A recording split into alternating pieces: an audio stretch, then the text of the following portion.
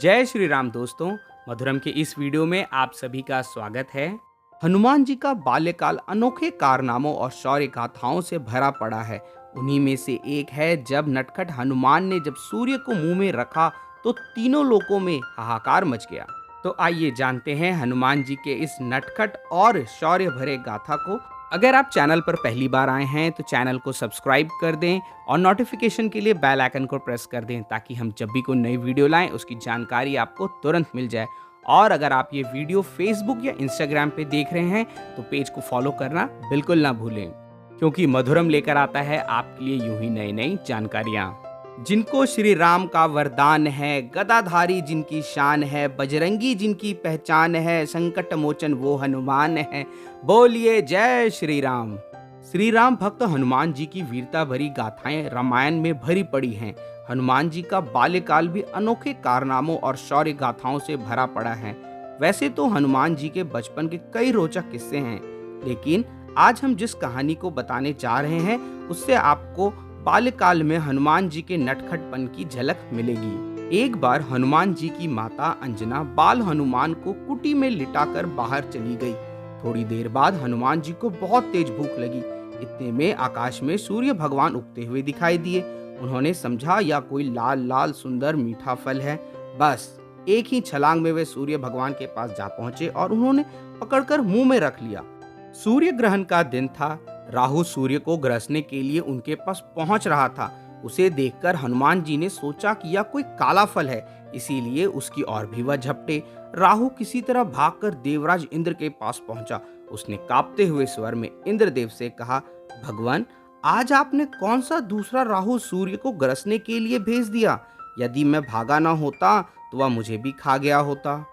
राहु की बात सुनकर भगवान इंद्र को बड़ा आश्चर्य हुआ। वह अपने सफेद ऐरावत हाथी पर सवार होकर हाथ में वज्र लेकर बाहर निकले। उन्होंने देखा कि एक वानर बालक सूर्य को मुंह में दबाए आकाश में खेल रहा है। हनुमान जी ने भी सफेद ऐरावत पर सवार इंद्र को देखा। उन्होंने समझा कि यह भी कोई खेलने लायक सफेद फल है। वह उधर भी झपट पड़े। यह देखकर देवराज इंद्र बहुत ही क्रोधित हुए। अपनी ओर झपटते हुए हनुमान से अपने को बचाया तथा सूर्य को छुड़ाने के लिए हनुमान जी पर वज्र का तेज प्रहार किया। वज्र के उस प्रहार से हनुमान जी का मुंह खुल गया और वह बेहोश होकर धरती लोक पर गिर पड़े। हनुमान जी के गिरते ही उनके पिता वायु देवता भी वहां पहुंच गए। अपने बेहोश बालक को उठाकर उन्होंने छाती से लगा लिया। माता अंजना भी वहां दौड़ी हुई आ पहुंची। हनुमान को बेहोश देखकर वह रोने लगी। वायु देवता ने क्रोध में आकर बहना ही बंद कर दिया। हवा के रुक जाने के कारण तीनों लोक में सभी प्राणी व्याकुल हो उठे। पशु पक्षी बेहोश होकर गिरने लगे। पेड़ पौधे फसलें मुरझाने लगी। ब्रह्मा जी इंद्र सहित सारे देवताओं को लेकर वायु देवता के पास पहुंचे। उन्होंने अपने हाथों से छूकर हनुमान जी को जीवित करते हुए वायु देवता से कहा, वायु देवता, आप तुरंत बहना शुरू करें। वायु के बिना हम सब लोगों के प्राण संकट में पड़ गए हैं। यदि आपने बहने में जरा भी देरी की तो तीनों लोगों के प्राणी मौत के मुंह में चले जाएंगे। आपके इस बालक को आज सभी देवताओं की ओर से वरदान प्राप्त होगा।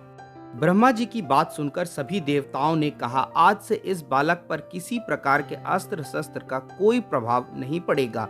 इंद्र ने कहा, मेरे वज्र का प्रभाव भी अब इस पर नहीं होगा। इसकी ठुड्डी वज्र से टूट गई थी, इसीलिए इसका नाम आज से हनुमान होगा। ब्रह्मा जी ने कहा, वायुदेव, तुम्हारा यह पुत्र बल बुद्धि विद्या में सबसे बढ़ चढ़ कर होगा। तीनों लोकों में किसी भी बात में इसकी बराबरी करने वाला दूसरा कोई नहीं होगा।